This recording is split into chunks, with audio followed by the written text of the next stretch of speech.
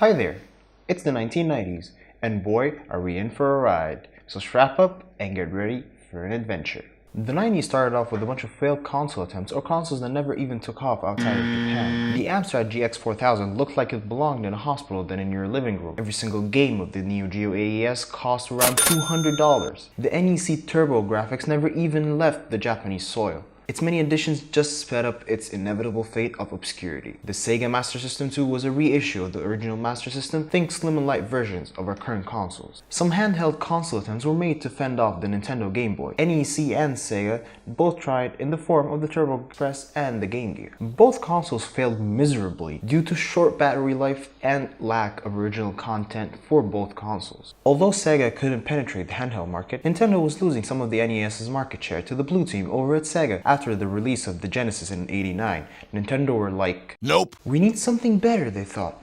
I know, let's supersize it. And here comes the Super NES.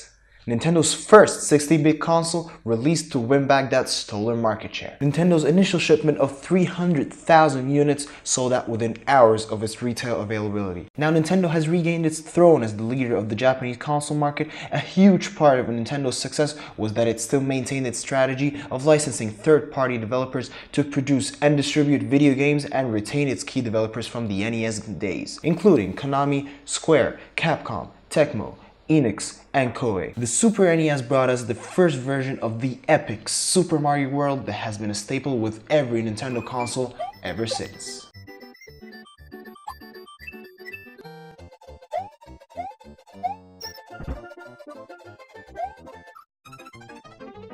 While the next couple of years carried some consoles and some additions to pre-existing ones that most people will have never even heard of.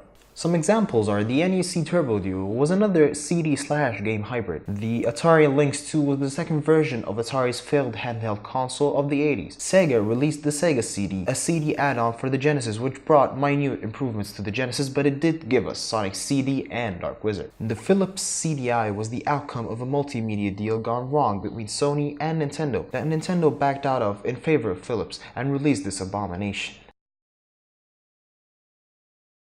In '93, the Fujitsu FM Towns Marty was a Japan-only console but was memorable as being the first 32-bit console sporting a CD drive and a hard drive, which was pretty advanced for the time. A Genesis/Sega CD combo called the Wonder Mega was released around the same time. It packed multimedia encyclopedia and karaoke capabilities. It lived in complete obscurity until you just saw it ever existed at all. Marketed as the first 64-bit console on the market, the Atari Jaguar was released in test markets in '93 in New York City with a limited library of games due to game development difficulties and lack of internal development from Atari's side. Add to that poor sales and a cumbersome controller that's as big as some of the handhelds that were in the market at the time. It was a recipe for eventual failure, and 250,000 total sales when it was discontinued in '96 proved that even more. '93 was a year with a lot of technically superior consoles that aimed at competing against console market veterans Sega and Nintendo. One of those consoles was the 3DO Interactive Multiplayer, or 3DO for short. Its hardware specifications were so ahead of its time, no one even knows for sure why it did not catch any traction. It was manufactured by Panasonic, then Sanyo,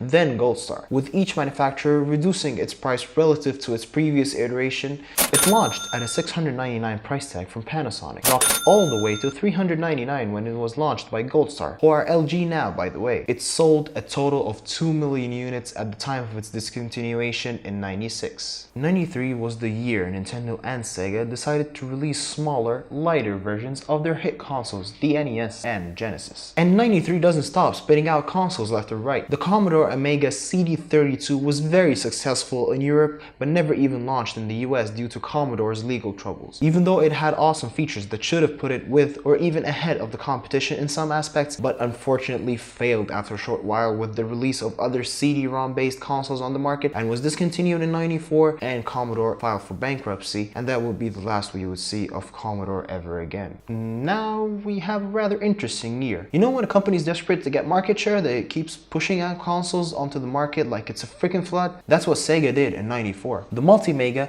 a Genesis/Sega CD combo, cost $399.99 and could work off batteries so more money could be drained away. Pass. The 32X, an expansion add-on to the Genesis that was marketed as a low-cost option to play 32-bit games, but instead split the market in half and eventually was discontinued in the same year. The Pico, one of the earliest dedicated educational video game consoles targeted at children aged 3 to 7-year-old, was considered a success in Japan as it stood till 2005, selling 3.4 million units at the time of its discontinuation. The Megajet, an airline-only handheld game console that was a portable version of the Genesis. You could rent it aboard Japan Airlines flights, and it was released later in retail in Japan. The Iowa Mega CD. Nobody knows how this came to be, and no one even knows how much it cost to buy this abomination. It's a CD player and Mega Drive all in one, but did it make a difference in sales? Nope. Technically not a video game console, the Pods is another Sega attempt at owning a larger market in the US. And then Sega releases the Saturn, its first 32-bit CD-ROM based video game console that was released by the end of '94 in Japan. It was a successor to the successful Sega Genesis. It was meant to compete against any console that would be released by Sony or Nintendo.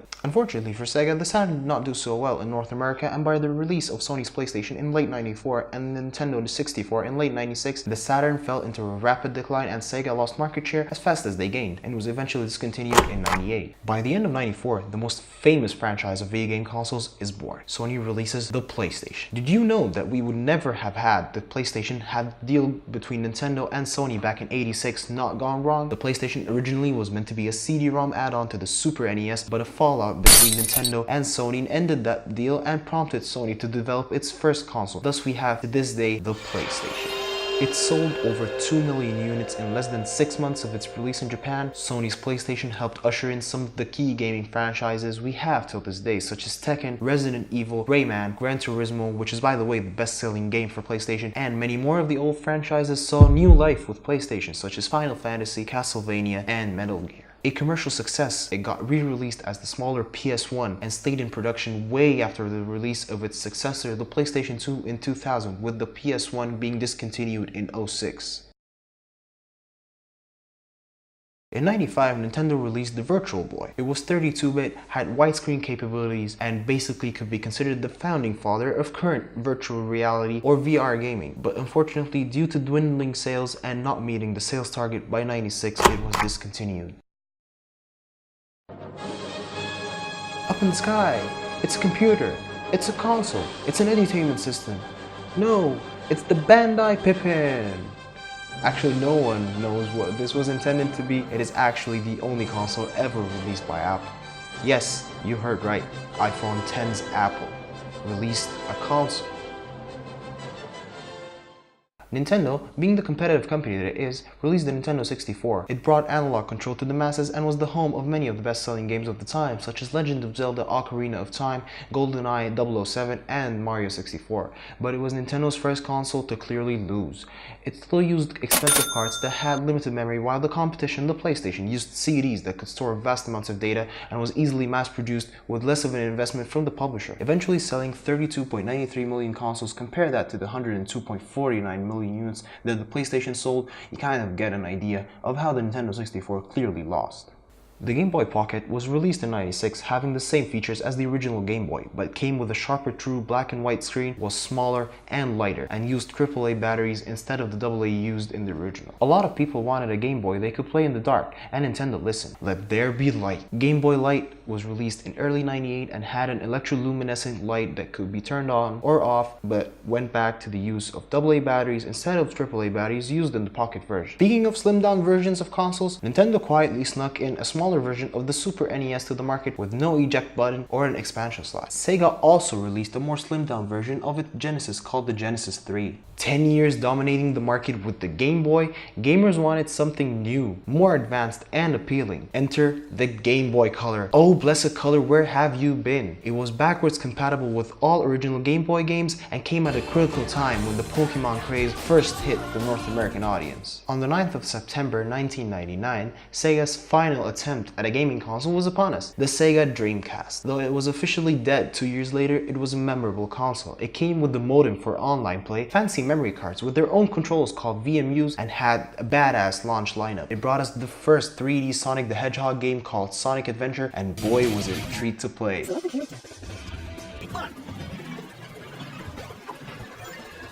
and brought us the arcade favorite, Crazy Taxi. It eventually caved in the face of the PS2 due to Sony's marketing hype building up to the PS2 launch, and the sales of the Dreamcast unfortunately never met Sega's expectations despite many price cuts and promotions, and in 2001 Sega discontinued the Dreamcast and officially signed out of the console's manufacturing scene and restructured itself as a third-party video game developer.